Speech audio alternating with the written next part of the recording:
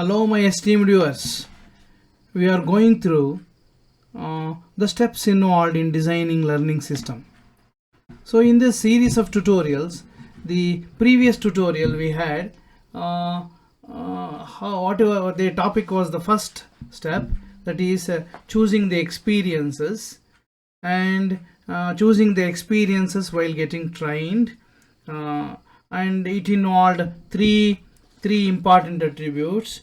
The first one is the kind of feedback the machine wants to have. Could it be direct or it could be indirect? In a direct feedback, we will have board states and correct moves for each. Whether it is a correct move or not move, correct or not a correct move, it depends upon whether the game is won or lost. Indirect hints. In the indirect feedback, we will get a machine will get indirect hints which are stored and based on indirect feedback. That means these are all the experiences drawn from different games which were played earlier. The second attribute of the first step is the kind of experiences that the design while we have to provide a learning system.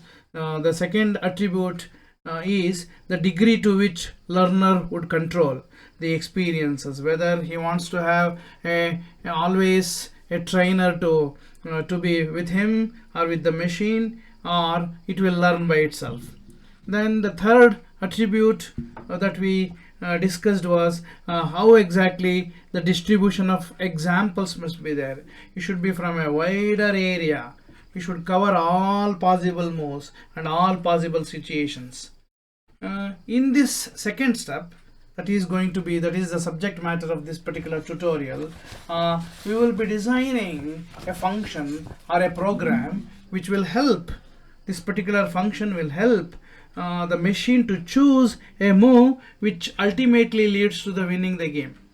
And this particular target function will also provide the kind of knowledge the machine should have in order to the machine should learn, the kind of knowledge the machine should learn, which should be used whenever it is put to a game or put to a tournament. And this particular knowledge will always help the machine, or this particular program will always help the machine to win the game. And first of all, in order to develop the target function, first of all we should begin with developing functions for all possible legal moves.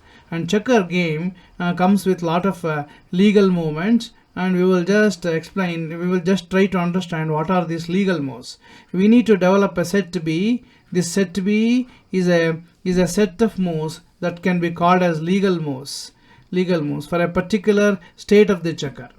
For a particular state of a checker means for a particular state of an opponent, what are all the types of moves the contestant can move, and that forms a set of moves. And set of moves is called as B, designated by B. Board state. A board state, particular board state, an arbitrary board state will have different kinds of moves. Therefore, B may have move 1-1, move 1-2, move 1-3, move 1-4. And what is important to be remembered here is all these moves are legal ones. In a checker, we will have, in order to understand the fundamental understanding of how exactly checker game is played and what are the real legal moves, and we will have 12 pawns each, and white pawn should be placed on white cells only while it moves, while the game starts, and black are to be placed only on black cells, something like this. And checkers on either side can be moved diagonally. For example, this particular checker can move this way, this way, this way, and this way, only in the diagonal direction. So same rule is applicable for this checker also. Maybe this checker can be taken as the checkers of the pawns of the opponent, and these are all the pawns of the contestant. The contestant here in this particular example or in this particular discussion happens to be the machine. They may jump diagonally, then the checker may be taken away. That means if this particular checker moves diagonally over here, and if it comes and sits over here, then this particular checker can be taken away. taken away, or when this particular checker moves diagonally, this can be taken away. That is one more rule. Multiple diagonal jumps are permitted when multiple checkers jumped over will have to be taken away by the opponent. Multiple diagonal jumps are possible. That means you can jump in a diagonal direction more than one checker, and all the checkers, after having jumped all the checkers may be taken away by the opponent. That is something like this. So this particular pawn has jumped several places, let us say from here till here, and the pawns of the opponent which were here has been removed. In order to capture the checker pieces of the opponent, the cell that you want to land on should be empty. That means this particular move cannot be made. It was here before and you are making a diagonal jump in order to take this away, but here there is a pawn. Therefore you cannot move this particular possible move. This will become an illegal move. This is one kind of the state of the board state, wherein we can call it to be some kind of a tie or some kind of a draw. If not all pieces are captured, the game ends up in a draw.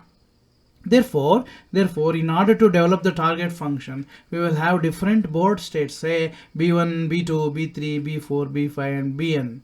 And each and every board state will have several legal moves. Legal move 1, legal move 2, which is appropriate to this particular board state. A board state means how is the situation of the opponent and how are our situation. How are our pawns, the pawns that is given to machine is spread over the board. So this board state B1 involves B1, M11, move 11, move 12, move 13, and move 13 is legal move, legal move 3, move 12 is a legal move 2. Like this, we can have m number of moves in a particular board state, and there are, let us say, n board states. Therefore, totally put together, the machine would have seen n into m kind of moves. Of course, each and every set of moves coming in a particular board state. For example, this is the pawn of the, let us say, contestant. It can move this way, and this way, and this is the board state. One pawn with the opponent and one pawn with the contestant. And what are all the moves, possible moves? Okay, in order to mitigate, in order to obtain some kind of a gain over the opponent, right? We need to develop a set B which consists of all legal moves. And this is one particular situation wherein the number of pawns of the opponent are less when compared to number of pawns of the contestant. So we are going for some kind of, this is a kind of a legal move envisaged by the player, by the machine, which may take likely to the winning stage. In that sequence of sets, we have to choose that set that mostly consists of all good legal moves to win the game. That set is called a priori set. But best strategy is still not known because the playing happens to be random. And this is some kind of a state wherein victory can be expected, because if black pawns represent the machine's pawns or the contestant's pawns, and we have many number of pawns when compared to the opponent's number of pawns with the opponent. Therefore, we have almost reached some kind of a winning state. Board state R, called as BR, will have this number of pawns, and each and every move we can draw upon several moves for a particular pawn selected at random. And this is also one more state. This is also likely for the winning stage, because the machine has 5 pawns while the opponent has 4 pawns, and this is the state. That's how they are dispersed over the checkerboard. Therefore, we need to define a function. We need to develop a function, and this function literally called as a choose move function. Semantically called as choose move function, and it is something like f. Name of the function. B is the input for the target function. B means the state board, a particular board state is the input for the target function. And please remember, this particular board state will have several moves as its elements, several legal moves, of course. So therefore choose move is a function which maps a particular board state to a particular set of moves. I repeat, choose move is the name of the target function, something like f, small f, which has the input called a board state, and the board state maps to several moves, several kind of legal moves. Therefore this is set of moves, and this is a board state, and this is name of the function. So this is also called as characteristic equation in terms of in machine learning parlance. Say y equal to f of x, y is the best move that should be obtained. Y is the best move that should be obtained. F is the name of the function. Here it is choose move, and x is the available legal moves for a particular board state. F is choose move, that is called as target function. Here f is the target function. Therefore, how the machine selects the best move? We have something called the evaluation function. So each and every function, each and every choose move function should be evaluated. That means it should be given some kind of a value. Evaluation means some kind of a value to be given for that particular function. This function will assign a numerical value for every move. So if we name this target function to be v, and we use the notation v, the target function maps a particular board state to a real value r, say 0.78 or 78, something like this. And if it is 100, we will be winning, we have already won. If it is 0, we have lost, something like that. v maps being a target function maps legal board state. This is a legal board state consisting of several moves from the set B to some real value R. The learning cycle again and again, of course, again and again, while machine learns, will choose different sets, say B1 to Bn, and every move is executed, and every move, whether it leads or to the victory, or it has already led to the victory, it has led to the failure, or it is going towards failure.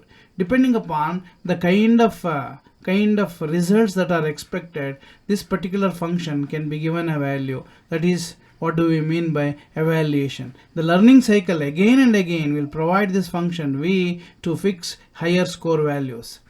A typical target value v for a particular board state B consisting of several moves. For an arbitrary board state B in B could be, therefore, if B is the final board state, that is 1, then the value of that particular function for the board state which is already 1, with all the pawns, most of the pawns remaining with the machine being the contestant, and there is no pawn that is left as far as the opponent is concerned. This is a winning state, and it is given by and its value is 100. And in the same token, if B is the final board state, that is last, then the value of that particular target function for that particular board state which has led the machine to a loss, then it can be taken as minus 100. This is called as evaluation, function evaluation, putting some value for the function. That means evaluating a function means to appropriately fix some kind of a value for the target function. So this is always desirable for us. And the knowledge knowledge transfer that happens to the machine is which is that board state with what kind of moves which has led to this particular value. That means which has led to the winning situation. If B is not in final state in the game, then VB equal to VB dash. It is not in the final stage. It is any arbitrary state where B dash is the best final board state that can be achieved starting from B and playing optimally until the end of the game. That means selecting several board states, and we have a winning.